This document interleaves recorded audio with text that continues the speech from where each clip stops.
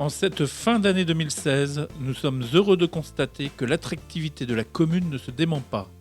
Témoin les 62 dépôts de permis de construire, les 47 nouvelles constructions, plus 16 nouveaux logements locatifs, Armorique Habitat, Espacil et 6 maisons BMH en accession à la propriété. À cela s'ajoutent les nombreuses transactions immobilières que nous avons enregistrées cette année. Nous souhaitons d'ailleurs la bienvenue aux nouveaux habitants de la commune et aux 6 professionnels, commerçants et artisans qui se sont installés cette année. Béatrice Senant, nouvelle propriétaire de l'Eden Rock, Charles-Édouard Turoxy, paysagiste récemment nominé au prix Audace 2016, initié par Roquet Mousquetaire et la UE. Jordan Bellec, ostéopathe, Philippe Letty, électricien, Gilles Lebaille, entretien de jardin, Julie Alix, taxi et Sonia Alguette, coiffeuse à domicile. Au niveau démographique, il y a eu 24 décès sur la commune, ou par transcription. 19 mariages ont été célébrés et la natalité se maintient avec 32 naissances. Avec 470 enfants scolarisés dans ces 2 écoles, soit plus de 13% de la population, à comparer aux 10% au niveau national, Plouarzel est une commune qui attire les jeunes ménages. La maison de l'enfance et les structures privées d'accueil des jeunes enfants permettent de faciliter la vie des familles. Après de longues années à la direction de la crèche, Claudine Caron, qui a fait valoir ses droits à la retraite, a été remplacée en septembre par Aurélie Herbin, à qui nous souhaitons la bienvenue. Les nombreux équipements sportifs de la commune sont utilisés par près d'1 millier de licenciés répartis au sein d'une douzaine d'associations. Grâce au dévouement des encadrants et à leur professionnalisme, plusieurs jeunes atteignent chaque année les premières marches des compétitions nationales. La place des Halles a été réhabilitée pour permettre de rationaliser le stationnement et de valoriser, par l'utilisation de matériaux de qualité, les commerces environnants. En 2017, ce sera au tour de la salle paroissiale de sortir de terre, délimitant ainsi à l'ouest la place de l'office de tourisme. Le dernier bâtiment à vocation de service, qui fermera la place au nord, est quant à lui en cours d'étude. Face à la médiathèque, l'ancienne maison Ségalin cédera bientôt la place à un ensemble mixte de commerces et de logements locatifs et une nouvelle placette marquera l'entrée du centre-bourg. Derrière le hangar Ségalin, actuellement utilisé par les services techniques, c'est un nouveau programme de 7 maisons de plain-pied destiné à la population senior qui va voir le jour. Grâce à un patient travail de généalogiste, l'intégralité des propriétaires des 2 maisons à l'abandon au bourg de Trézien et Plouarzel a été identifiée. Trop endommagées pour être restaurées, ces maisons seront démolies et céderont la place à des logements locatifs mieux adaptés. Toujours avec l'objectif de densifier les bourgs, 3 petites maisons seront construites à Trézien sur un terrain sans affectation dans le lotissement de l'Iroise. Emblématique de l'histoire de Plouarzel, la réhabilitation du site des écoles est rendue complexe par l'état des bâtiments, les volumes et la distribution des pièces. Malgré un réel désir de conserver ce patrimoine dans l'état, le réalisme économique a prévalu et des choix ont dû être faits. L'école Saint-Charles, pour laquelle aucune valorisation n'a pu être trouvée, sera déconstruite pour laisser la place à un ensemble de longères revisitées qui sont dès à présent en cours de commercialisation via le dispositif de l'accession à la propriété.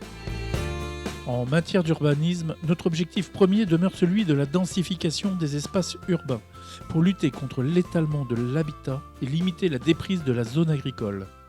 Les lotissements de Crezarzel et de Streat en Arvorize sont en voie d'achèvement. Ceux de Streat Arstivel et Poularloc commencent à sortir de terre. Nous développons, en concertation avec les services de l'État et avec le soutien financier des collectivités territoriales, de nouveaux programmes d'aménagement en phase avec les besoins de la population. La seconde phase du pôle médical s'achève et l'ancien hangar Penn a été démonté pour créer un axe de liaison entre la rue de Cliveden et la place de la mairie. Un cheminement doux complétera le dispositif entre l'ancienne forge et la maison Morvan.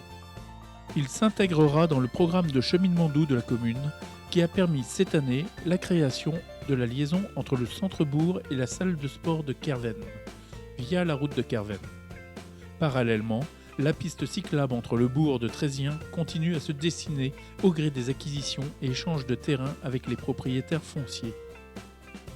Sur la côte, la circulation sur la route des Fourches a été revue pour permettre une meilleure cohabitation entre véhicules cyclistes et piétons. L'accès à la cale de Ruskumunok a été amélioré dans le respect de l'environnement littoral.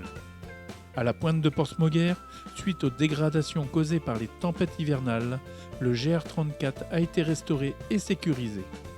La continuité du cheminement côtier est désormais assurée sur l'ensemble de la commune. Les études continuent pour l'école Saint-Ange. L'objectif étant de conserver la partie la plus ancienne pour la transformer en espace mixte de service à la population, intégrant l'office de tourisme comme pôle d'animation. Les travaux de terrassement pour l'extension du cimetière du bourg ont permis de délimiter les futurs espaces et le plan d'aménagement est actuellement à l'étude. Les expérimentations continuent pour développer de nouvelles pratiques respectueuses de l'environnement. Des couvre-sols ont été installés dans le cimetière pour limiter le développement des végétaux indésirables. Des corvées de nettoyage et de plantation au bourg et d'arrachage de la ravenelle sur la côte ont réuni dans la bonne humeur des bénévoles toujours motivés. Dans le cadre de son incitation à la limitation des déchets, la commune soutient l'atelier des bricoleurs du dimanche, récompensé en 2016 par les trophées de la vie locale du Crédit Agricole. Il occupe désormais le dimanche matin le foyer des jeunes. Soutien également au premier salon du Faire Soi-même organisé par Famille Rurale en septembre. Toujours avec le souci de préserver la qualité environnementale, et en particulier celle de nos eaux de baignade, une nouvelle tranche de travaux d'assainissement collectif a été mise à l'étude. Le quartier du Carpon, près de l'Empole-Ploarzel, et celui de Ruskumunok seront bientôt raccordés au réseau. Pour promouvoir les énergies propres, une borne de rechargement des véhicules électriques a été installée en face de la cantine municipale. Mais ce qui nous rend particulièrement fiers, c'est la mobilisation jamais démentie de tous les ploarzelistes au service de la communauté. Présents dans l'organisation de toutes les manifestations, coordonnées par l'OMT, par le CCAS, par Tréhard,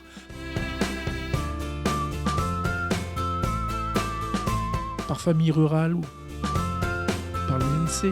Ils sont les chevilles ouvrières de l'animation de notre commune.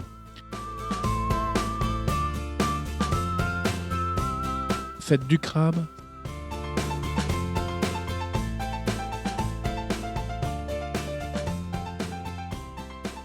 salon d'Iroise, salon saveur et déco, banque alimentaire, aide aux devoirs, commémoration, exposition, concerts, temps d'activités périscolaires. Accueil des estivants dont la tâche est désormais assurée par Grégory Moulec qui a succédé à Roger Le Guen que nous remercions d'avoir assuré durant de nombreuses années avec Madeleine l'accueil et la sécurité des estivants. Ce sont plus de 150 bénévoles qui participent régulièrement aux animations comme très récemment le Téléthon, auquel il faut rajouter les 23 membres du conseil municipal jeune qui insufflent leurs idées et leur énergie pour faire vivre notre commune. Merci à eux pour leur dévouement et leur enthousiasme.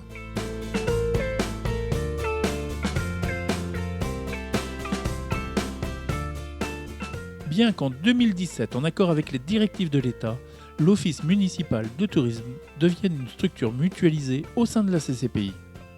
Le collectif d'animation locale perdurera autour de l'actuel directeur Franck Gicchio, qui a succédé avec talent début 2016 à Sylvie Breut.